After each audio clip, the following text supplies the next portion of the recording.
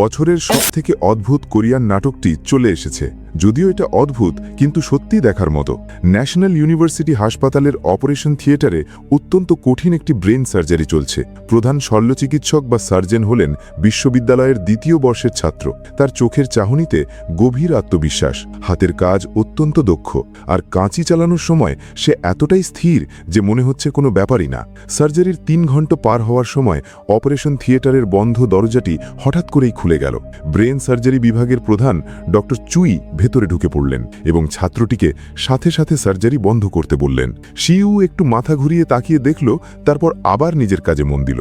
Doctor চুই চিৎকার করে উঠলেন, এটা কি তোমার করার মতো অপারেশন? সাথে সাথে থামো। শিউ মাথা তুলে পাল্টা জবাব দিল, রোগী এখনো অপারেশন টেবিলে আছে, থামাবো কিভাবে?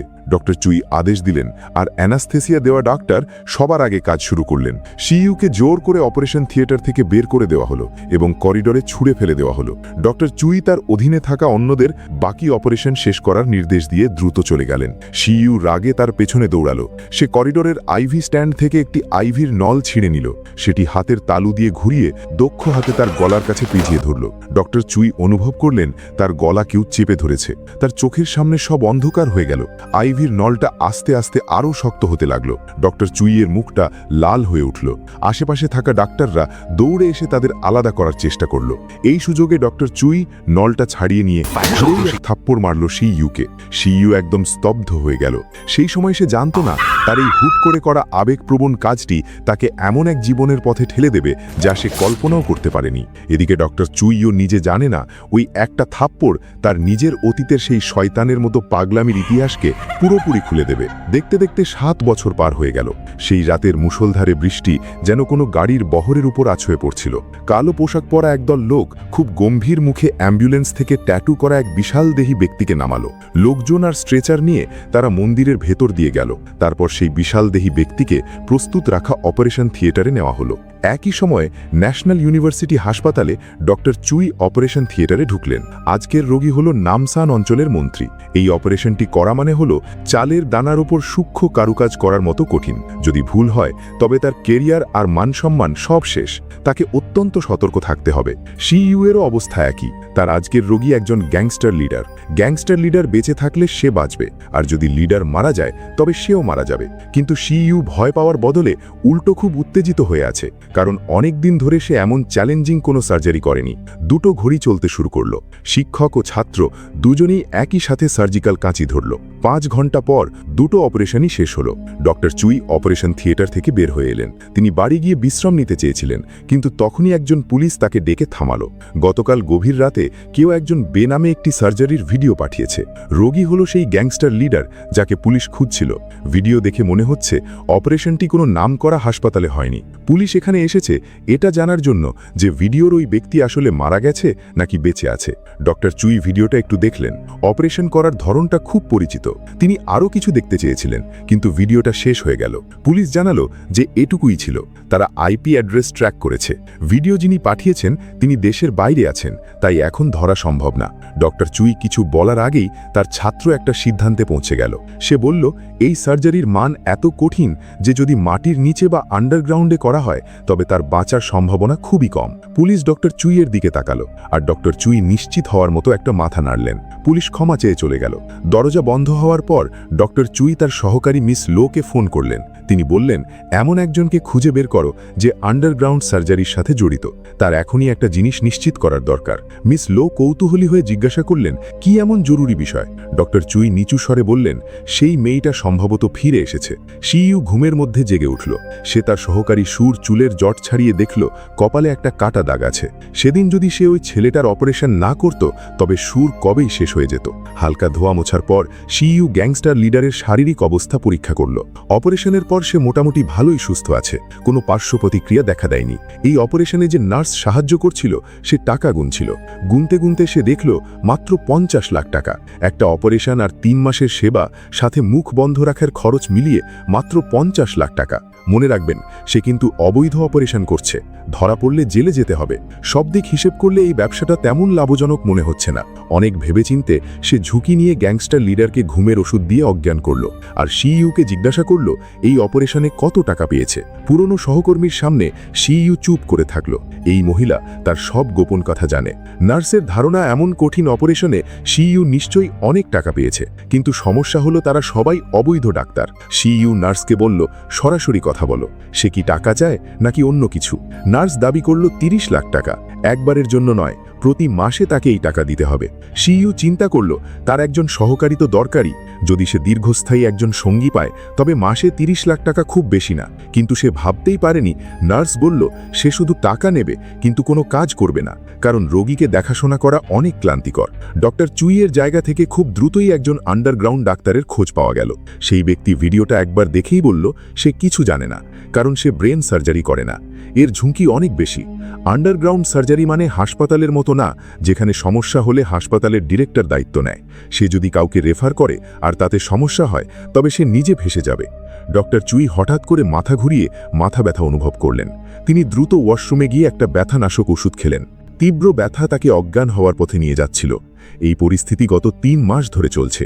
তাকে দ্রুত সিইউকে খুঁজে বের করতে হবে। 1 মাস পর গ্যাংস্টার লিডার পুরোপুরি সুস্থ হয়ে তার দলবল নিয়ে সেই পরিত্যক্ত মন্দির থেকে চলে গেল। সিইউ এবং অন্যান্যরা সেখানে সবকিছু পরিষ্কার করতে থাকল। তারা দিন থেকে রাত পর্যন্ত কাজ করল। নার্স রাতে অলস হয়ে বসেছিল, তার খুব তৃষ্ণা পাচ্ছিল, কিন্তু গ্যাংস্টার লিডারের লোকজন সবকিছু নিয়ে চলে গেছে। উপায় না দেখে সে সিইউ এর ব্যাগ খুলল। কি অদ্ভুত এক কাকতালীয় ব্যাপার! ব্যাগের ভেতরেই ছিল 1 বোতল খনিজ পানি। নার্স অনেক তৃষ্ণার্ত ছিল। বোতল খুলে সে পানি খেয়ে নিল। সুর নিচে ময়লা ফেলতে গিয়ে দূর থেকে দেখল সিইউ মন্দিরের মূর্তির সামনে ক্ষমা প্রার্থনা করছে। সে কাছে গিয়ে তাকে কিছু একটা বলল। সিইউ হঠাৎ করে চিৎকার শুরু করল। সে সুরকে বলল সময় নষ্ট না করে বাক্সটা দ্রুত অ্যানেস্থেসিস্ট হানের কাছে পৌঁছে দিতে, কারণ ভেতরে রাখা অঙ্গ প্রত্যঙ্গগুলো খুবই জরুরি। সুর দ্রুত গাড়িতে উঠে পড়ল। আকাশ থেকে আবার মুষলধারে বৃষ্টি শুরু হলো। বৃষ্টির শব্দে গাড়ির লাল বাতিগুলো রাস্তার শেষ মাথায় অদৃশ্য হয়ে গেল। সিইউ মন্দিরের ওপরের তলার দিকে তাকালো। নার্স ততক্ষণে অচেতন হয়ে পড়ে আছে। সুর গাড়ি চালাতে চালাতে ধীরে ধীরে তার গতি কমিয়ে দিল। মনের ভেতরে এক বাজে চিন্তা আসতে শুরু করলো। সে সিইউ এর সেই ক্ষমা চাওয়ার কথা মনে করল। গাড়ি থামিয়ে সে বাক্সটা খুলল।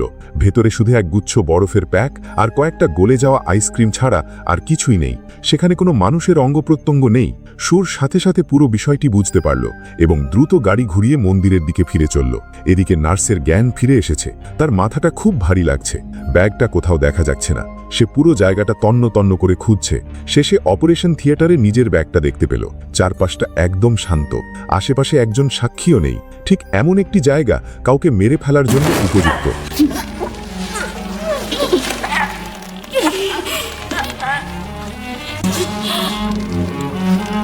সুর মন্দিরে ফিরে এসে দেখল সিইউ সিঁড়ি দিয়ে নিচে নামছে। সে ঢোক গিলে জিজ্ঞাসা করল, নার্স কি এখনো আছে? সিইউ হাসি মুখে বলল, অবশ্যই আছে, ওটাকে একটু মাটির নিচে পুঁতে দাও। পরের দিন দুজনে গাড়ি চালিয়ে বাড়ি ফিরল। তারা 2 মাস পর বাড়ি ফিরল। সিইউ এর পালিত 3টি রটওয়াইলার কুকুরকে পাশের বাড়ির এক ভদ্রলোক খুব ভালোভাবেই যত্ন নিচ্ছিলেন। খুব দ্রুতই সিইউ এর কুকুর লড়াই করানোর কিছু ছবি ডক্টর চুইয়ের হাতে এসে পৌঁছালো। 7 বছর দেখা হয়নি, এই মেয়েটি একটুও বদলায়নি। মিস লো অনেক দিন ধরে ডক্টর চুইকে হাসতে দেখেনি। তার আচরণ থেকেই বোঝা যাচ্ছিল যে তিনি সত্যিই সিইউকে পছন্দ করেন। একটা ব্যাপার ডক্টর চুই কখনো অস্বীকার করেননি, যে তিনি যত ছাত্রকে শিখিয়েছেন তার মধ্যে একমাত্র সিইউই ছিল তার মতো। সিইউ তখনও জানে না যে তার উপর নজর রাখা হচ্ছে। সে কাজ শেষে ওষুধের দোকান থেকে বের হলো। মারি হোটেলের সামনে একটা ছেলে বসেছিল। সে খুব বাজেভাবে তার দিকে তাকিয়ে হাসছিল। ছেলেটার পায়ে ইলেকট্রনিক বেড়ি পরানো ছিল।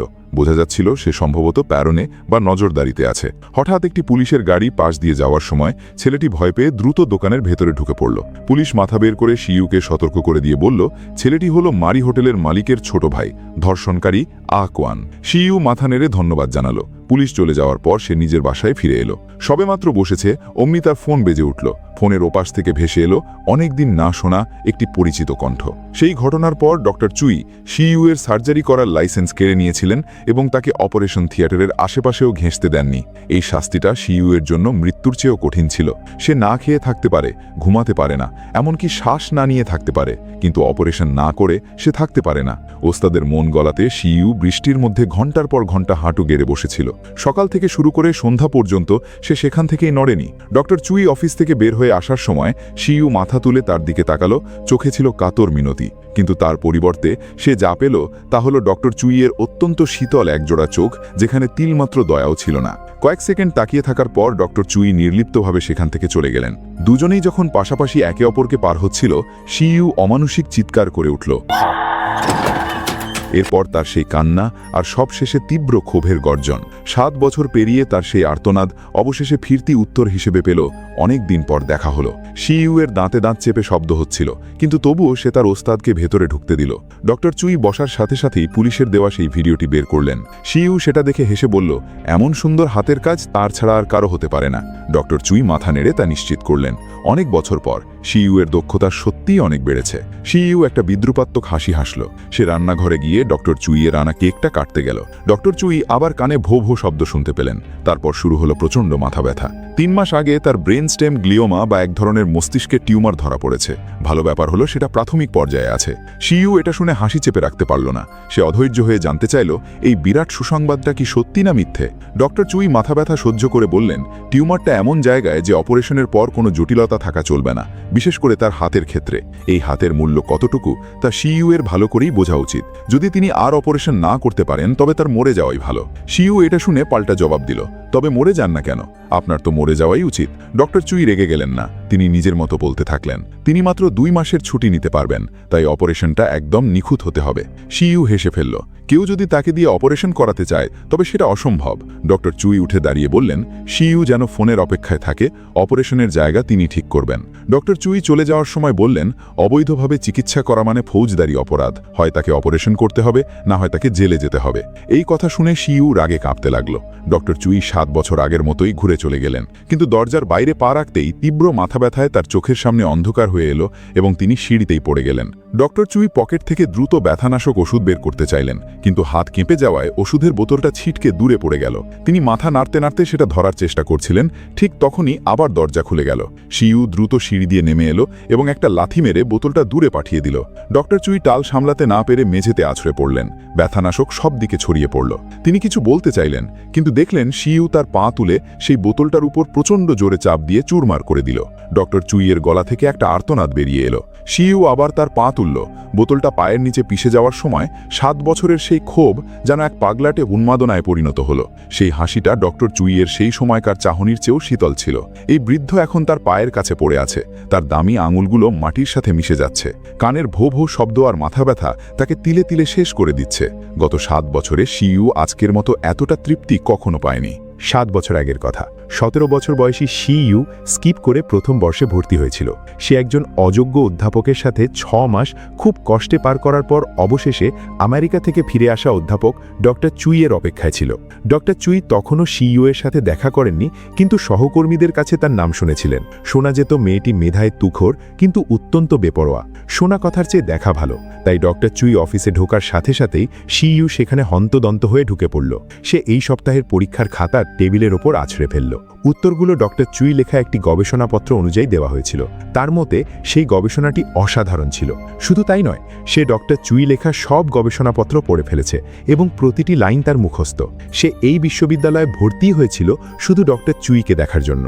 ডক্টর চুই খাতাটা ফেরত দিলেন। সিইউ তার মন্তব্যগুলো দেখে মৃদু হাসল।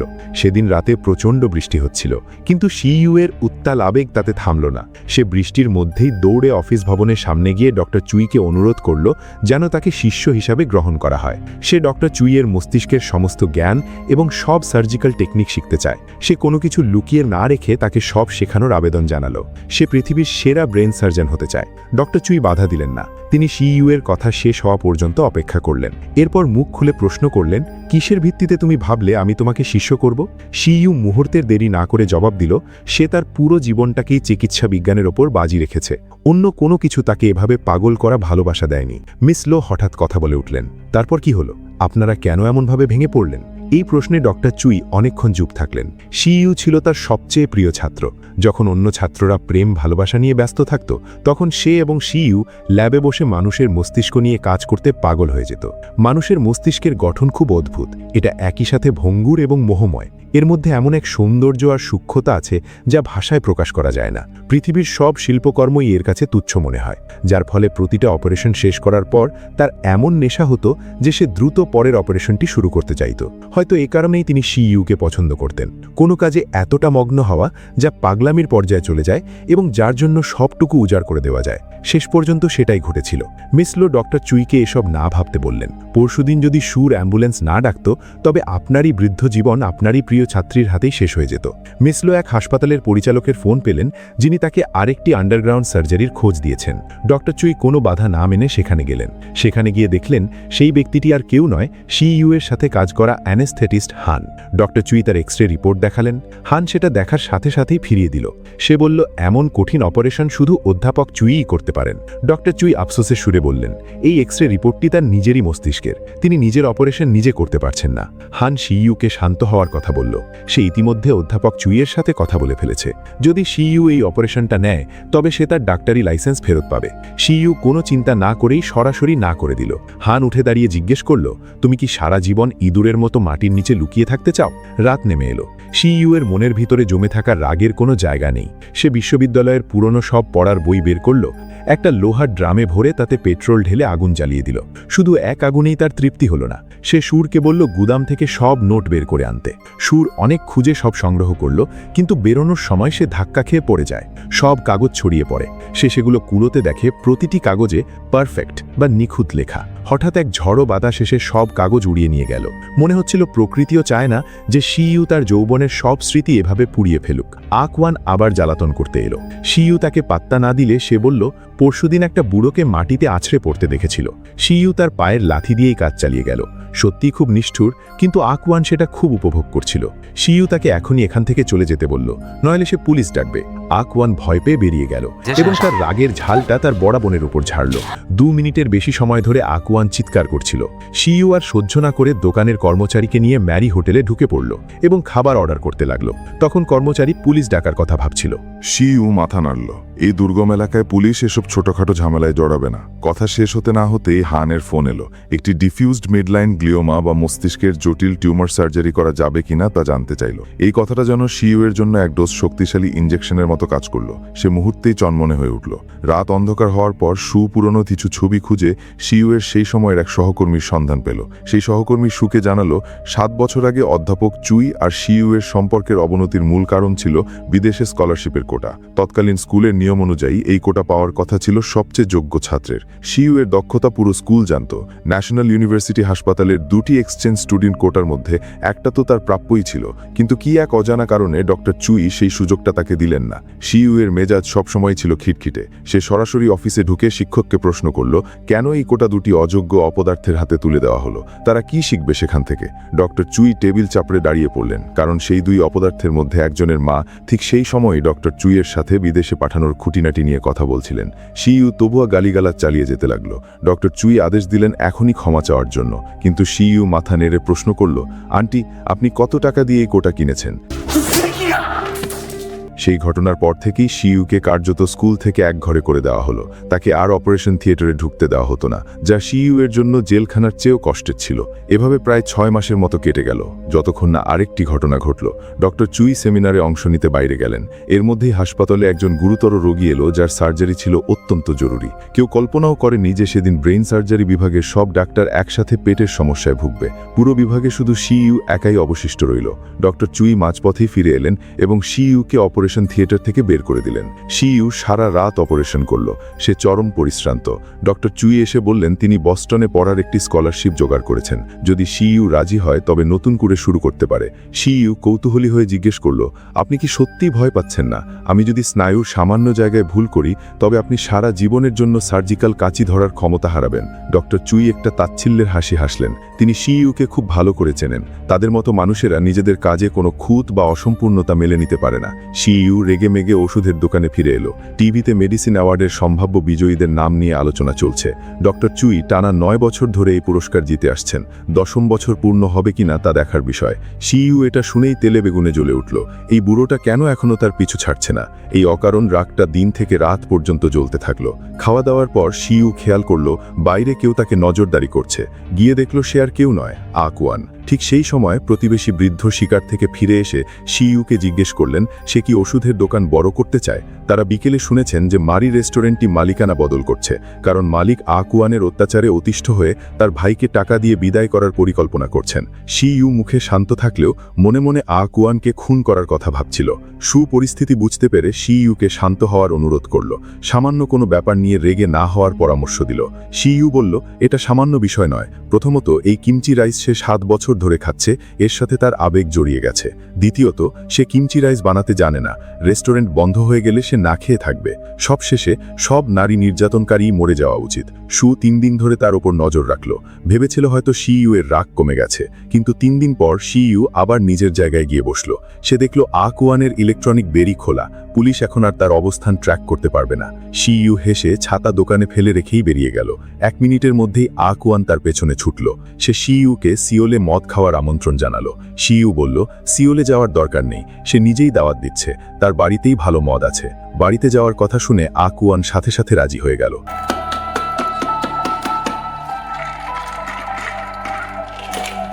সিইউ বাড়িতে এসে সুস্বাদু পানীয় তৈরি করে আকুয়ানকে তা খাইয়ে দিল। বাড়িতে পৌঁছানোর পর সিইউ এর কথা মতো আকুয়ান প্লাস্টিকের একটি শীট নামালো, যা টানতে টানতে সে হাঁপিয়ে উঠেছিল। কাজ শেষ হতেই ওষুধের প্রভাব কাজ করতে শুরু করলো এবং আকুয়ান সোফায় শিশুর মতো গভীর ঘুমে তলায়িত হলো। ঘুম ভাঙার পর সে দেখল তাকে শক্ত করে বাঁধা হয়েছে, তার নিচে সেই প্লাস্টিকের শীটটা পাড়া। সে ছটফট করল, কিন্তু চিৎকারও করতে পারল না, নড়াচড়াও করতে পারল না। সিইউ শব্দ পেয়ে এগিয়ে এলো, তার সামনে গিয়ে চুপ থাকার ইশারা করল। আকুয়ান গোঙাতে লাগলো, কিন্তু তার আগেই সিইউ এর হাত এত দ্রুত চলল যে কিছুই বোঝার উপায় ছিল না। পরের মুহূর্তেই আকুয়ানের ঘাড়ের ধমনী ছিঁড়ে গেল এবং রক্তের স্রোতে মেশে লাল হয়ে উঠল। সু দ্রুত ফোন পেল। সিইউ ওপাশ থেকে বলল দ্রুত বাসায় এসে পরিষ্কার করো। সু স্কুল ব্যাগ ফেলার সময় না পেয়েই বাড়িতে ঢুকে টুলের বাক্স নিয়ে এলো। কাপড় খুলে ড্রয়িং রুমে ঢুকে দেখল প্লাস্টিকের শীট আর রক্তাক্ত জামা কাপড় পরে আছে। সু আর কিছু না ভেবে সবকিছুর ওপর আগুন ধরিয়ে দিল। এদিকে সিইউ একারই গাড়ি করে পাহাড়ের মাঝামাঝি জায়গায় এলো। সে শান্তভাবে লাশটি টেনে বের করলো, তারপর একটা মৃদু গান চালিয়ে দিল।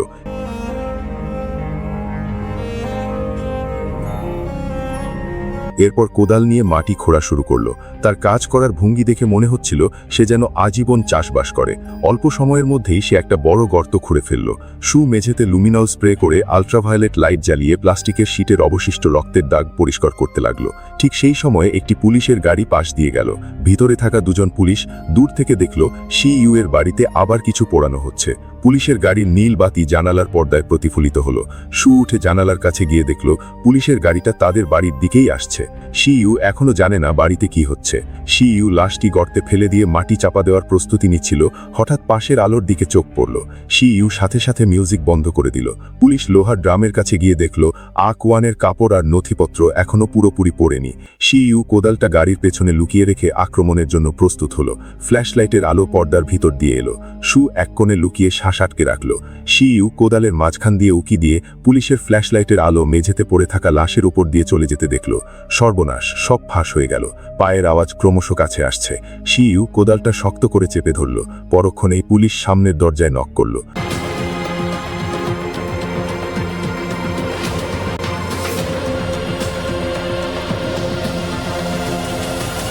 7 বছর আগে একটি পুরনো গাড়ি সিইউ এর পাশে এসে দাঁড়ালো।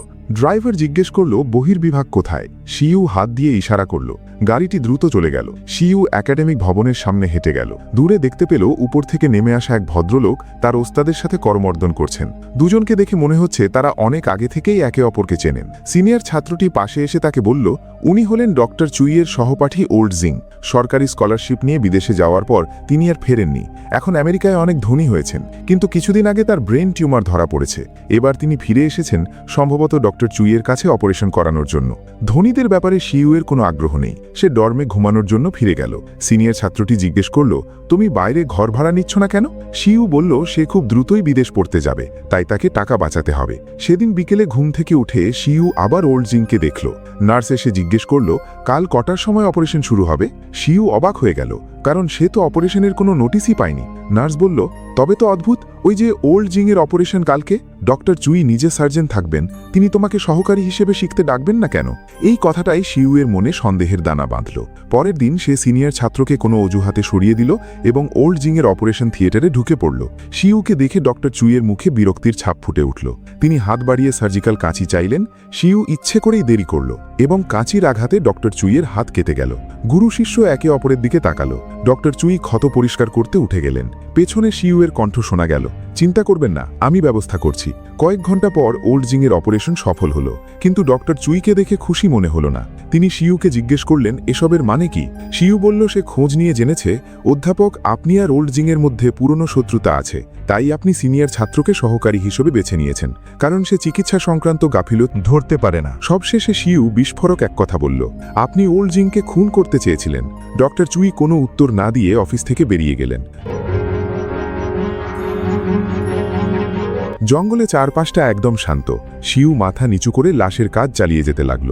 ডক্টর চুই আলো ধরে সাহায্য করতে করতে মন্তব্য করলেন, গর্তটা যথেষ্ট গভীর হয়নি। পাহাড়ের এই মাটির গুণাগুণ খুব নরম, যদি খুব বৃষ্টি হয় তবে লাশ ভেসে ওঠার সম্ভাবনা আছে। শিউ কোনো কথা না বলে কাজ চালিয়ে গেল। কিছুক্ষণ নীরবতার পর ডক্টর চুই আবার বললেন, তোমার কাছে এখন নতুন করে শুরু করার সুযোগ আছে, কিন্তু যদি এভাবেই চলতে থাকে তবে একদিন পুলিশ ঠিকই দরজায় কড়া নাড়বে। শিউ বরাবরই বিদ্রোহী। সে আবার স্পষ্ট করে দিল যে সে ডক্টর চুইয়ের জন্য অপারেশন করবে না। যদি ভালো না লাগে তবে এখনই পুলিশ ডাকুন। ডক্টর চুই রাগে দাঁড়িয়ে গিয়ে বললেন, অতীতে তোমাকে সাহায্য করেছিলাম কারণ আমি তোমাকে দয়া করেছিলাম। কোনো বাড়ি নেই, টাকা নেই, আত্মীয় স্বজন নেই, শুধু একটা পুরনো ব্যাগ আর সব জায়গায় ঝামেলা পাকানো। নিজেকে খুব চালাক মনে করলেও আসলে তুমি খুবই করুণ এক চরিত্র। দূরে হঠাৎ সুরের আওয়াজ শোনা গেল, খুব কাছেই মনে হচ্ছে। শিউ কোদাল শক্ত করে ধরে ডক্টর চুইকে বলল, এখনই এই ঝামেলা মেটাতে, না হলে সে নিজেই মেটাবে। ডক্টর চুই কিছু একটা অজুহাত দিয়ে সুরকে গ্রামের দিকে পাঠিয়ে দিলেন। যাওয়ার আগে তিনি শিউকে নির্দেশ দিলেন গর্তটা যেন আরও একটু গভীর করে। সকাল হওয়ার পর শিউ অবশেষে তার বহু কাঙ্ক্ষিত কিমচি রাইস খেতে পেল। সুর সারা রাত খাটাখাটনি করেছে, পুরো মুখে অভিযোগ। কাল রাতে সে প্রায় পুলিশের হাতে ধরা পড়ছিল। কথা বলতে বলতে পুলিশ এলো এবং দুজনকে জিজ্ঞেস করল আকুয়ানকে দেখেছে কিনা। আকুয়ানকে আজ থানায় রিপোর্ট করার কথা, কিন্তু সে আসেনি। শিউ বলল, ও, কেউ কি খুব বীরের মতো শহর থেকে অপশক্তি মুছে ফেলল নাকি? পুলিশ হেসে বলল, যদি সত্যিই এমন হতো তবে খুব ভালো হতো। শিউয়ের মন খুব ফুরফুরে ছিল, কিন্তু খুশির 1 মিনিট যেতেই ওষুধের দোকানের মেয়েটি এসে জানালো ঔষধ প্রশাসনের 2 জন লোক এসেছে এবং প্রেসক্রিপশনের বিকল্প ওষুধের খোঁজ করছে। হ্যানের ক্লিনিকেও তল্লাশি চলছে। ফলস্বরূপ দুজনেই 30 দিনের জন্য বন্ধ হয়ে গেল। শিউয়ের ভালো মেজাজ সাথে সাথে বিষিয়ে গেল। জিজ্ঞেস করার দরকার নেই, এসব কাজ অবশ্যই ডক্টর চুইয়ের। ডক্টর চুই বললেন, এসব কিছু আলোচনা সাপেক্ষে সমাধান করা যায়, পুসানে এসে কথা বলি। শিউ কোনো কথা না বলে টিকিট কেটে ফেলল। সে আর সুর ডক্টর চুই যে হোটেলে ছিলেন সেখানে পৌঁছল, কিন্তু সাথে সাথে যোগাযোগ করল না। পুসানে আসার মূল উদ্দেশ্য ছিল বিচারক একতা নানাহোর সাথে দেখা করা।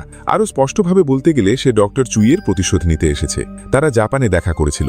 একতা শিউয়ের হঠাৎ ঢুকে পড়াতে সামান্য বিরক্ত হলেন, কিন্তু শিউ নিজেকে পর মনে করল না। সে একটি USB ড্রাইভ টিভিতে লাগিয়ে একটি অপারেশনের ভিডিও চালু করল এবং সোফায় বসে ব্যাখ্যা শুরু করল। ভিডিওতে থাকা রোগীর বয়স 16, ব্রেন স্টেম গ্লিওমায় আক্রান্ত। 9টি বড় হাসপাতাল তাকে ফিরিয়ে দেওয়ার পর তার কাছে এসেছিল। একতা বাধা দিয়ে জিজ্ঞেস করলেন, এর মানে কি? শিউ বলল, কারণ এই শিশুটি টিউমারের পাশাপাশি হিমোফিলিয়াতেও আক্রান্ত ছিল, আর হিমোফিলিয়া রোগীর রক্ত জমাট বাঁধে না। মানুষের মস্তিষ্কে এত রক্তনালী যে একটি ছিনে গেলেই সর্বনাশ। তাই কোনো ডাক্তার কেরিয়ার বাজি রেখে এমন রিস্ক নিতে চায়নি, কিন্তু সে নিয়েছে, কারণ এমন কঠিন অপারেশন সে মাত্র 5 ঘন্টা 23 মিনিটে শেষ করেছে এবং আরও দ্রুতও করতে পারে। শিউ ডক্টর চুইয়ের ছবি সহ একটি ম্যাগাজিন বের করল এবং বলল সে চায় এই ব্যক্তি যেন ধ্বংস হয়ে যাক। কথা শেষ না হতেই একতা দরজা খুলে দিলেন। তার ইশারা স্পষ্ট, শিউ যেন এখনই বিদায় হয়। পরের দিন দমে না গিয়ে শিউ আবার একতার সাথে দেখা করল। এবার সে দাবি কিছুটা কমিয়ে বলল, শুধু এই বছর যেন ডক্টর চুইকে কোনো পুরস্কার না দেওয়া হয়। একতা না ভেবেই ফিরিয়ে দিলেন। এই পুরস্কার তার দাদাই চালু করেছিলেন। 3 প্রজন্ম ধরে এই পুরস্কারের মর্যাদা শুধু এর স্বচ্ছতার জন্যই টিকে আছে। আর শিউয়ের মতো কেউ এমন পন্থায় কারো সম্মান ধুলোয় মিশিয়ে দিচ্ছে, তাতেই বোঝা যায় সে কতটা নীচ মনের মানুষ। সে তার ছেলেকে এমন একজনের হাতে কিভাবে তুলে দেবে? একতা আর কোনো কথা না বলে চলে গেলেন। শিউ হতাশায় পাথরের মতো দাঁড়িয়ে রইল। সে দেখল সেই 2 জন করমর্দন করে হেসে হেসে সিঁড়ি বেয়ে উপরে উঠে গেল, আর সে সেখানে এক জোকার হিসেবে দাঁড়িয়ে রইল। সেই রাতে একতা একটি বর্ধন ভোজের আয়োজন করলেন। ডক্টর চুইকে একালা দেখে তিনি সেই ছাত্রীর কথা তুললেন। এখন সে কোথায় কাজ করছে আর তার পারফরমেন্স কেমন। ডক্টর চুই কিছুক্ষণ ভেবে বললেন, শিউ, তার প্রতিটি অপারেশন নিখুঁত ছিল। একতা কৌতূহলী হয়ে জিজ্ঞেস করলেন, প্রতিটি? হ্যাঁ, ওই যে কিছু বোকাদের দল দেখছেন, ওটাই তার সবচেয়ে জঘন্য ব্যাচ ছিল। সঠিকভাবে বলতে গেলে শিউ স্কুল ছাড়ার পর তিনি আর সন্তোষজনক কোনো ছাত্র পাননি। শিউ মৃদু হাসল। একতা চলে যাওয়ার পর সে সাথে সাথে হানকে ফোন করল। তাকে পাসপোর্ট গুছিয়ে নিয়ে জাপানে যাওয়ার জন্য তৈরি হতে বলল, যেন একটি জীবন বাঁচানো যায়। 4 জন যখন বিমানে করে পৌঁছালো, একতার বাড়িতে ততক্ষণে সব প্রস্তুত ছিল। অপারেশন থিয়েটারের সামনে গিয়ে একতা গভীর শ্রদ্ধায় মাথা নত করলেন। শিউ বিশাল কদম ফেলে ভেতরে ঢুকে পড়ল। উল্টো গণনা শুরু হলো। আসার পথে শিউ ইতিমধ্যেই রোগীর মেডিকেল রিপোর্টের ছোট অংশগুলো পড়ে নিয়েছিল। সে মনে মনে পুরো অপারেশন প্রক্রিয়াটি একবার মহড়া করে নিল। প্রতিটি কাটাছেঁড়া, প্রতিটি ওষুধের মাত্রা, প্রতিটি রক্তনালী আর প্রতিটি নড়াচড়া। এই অপারেশন যেন কোনো শিল্পকর্মের মতো ছিল, যেখানে তাকে সেরা সমাধানটি খুঁজে বের করতে হতো। কিন্তু কেউ ভাবতেও পারেনি যে অপারেশনের 2 ঘন্টা পার হতেই এক দুর্ঘটনা ঘটে গেল।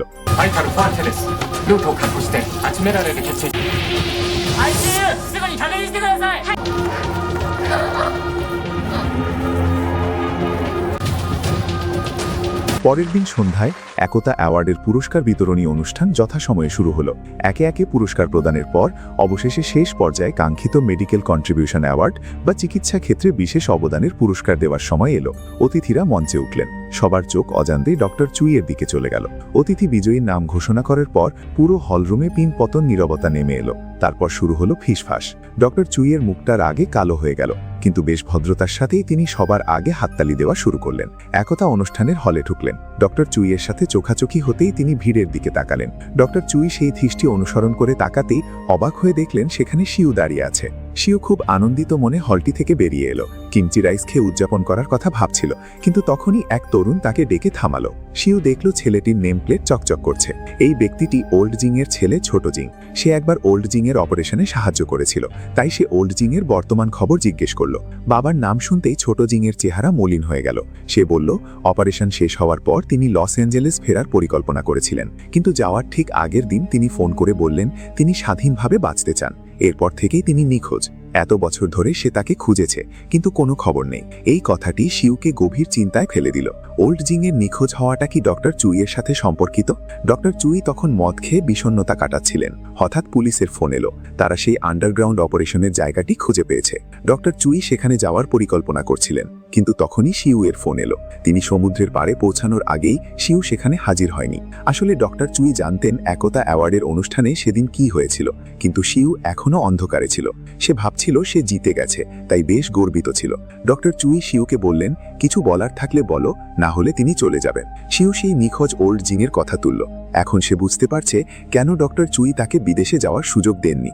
সিনিয়র ছাত্রের মায়ের ঘুষের জন্য নয়, ডক্টর চুই শুধু তাকে শাস্তি দিতে চেয়েছিলেন, কারণ সে এমন একজনকে বাঁচিয়েছিল যাকে বাঁচানোর কথা ছিল না। ডক্টর চুই আর কথা বাড়াতে চাইলেন না। ঠিক তখনই একটা মডেল ট্যাক্সি পাশ দিয়ে যাচ্ছিল। ডক্টর চুই শিউকে ফেলে রেখে পুলিশের দেওয়া ঠিকানায় সরাসরি সেই পুরনো মন্দিরে চলে গেলেন। জায়গাটি একদম পরিষ্কার করে ফেলা হয়েছে। ডক্টর চুই সব দিক ভালো করে ঘুরলেন। কোনো দরকারি সূত্রই তার হাতে এলো না। সবেমাত্র একটু স্বস্তির নিঃশ্বাস ফেলেছেন, তখনই বাইরে থেকে কারো চিৎকার শোনা গেল। দুজনে মন্দির থেকে বাইরে বেরিয়ে এলো। দেখল তল্লাশি দল পাহাড়ের মাঝামাঝি জায়গায় একটা বড় গর্ত খুঁড়ছে। মাটি থেকে সাদা রঙের একটি প্লাস্টিক শীট বেরিয়ে এলো। আরও একটু খুঁড়তেই মানুষের মতো আকৃতির একটি প্যাকেট বেরিয়ে পড়ল। নার্সের লাশ পাওয়া গেল। শিউ কি এখন ধরা পড়ে যাবে? ডক্টর চুই কি নিজের অপারেশনের স্বার্থে শিউয়ের প্রমাণ লোপাট করতে সাহায্য করবেন? এর আগে তিনি আর কি কি ভয়াবহ কাজ করেছিলেন? পরের ভিডিওতে দেখা হবে। আজকের মতো বিদায়। খুব শীঘ্রই আবার দেখা হবে।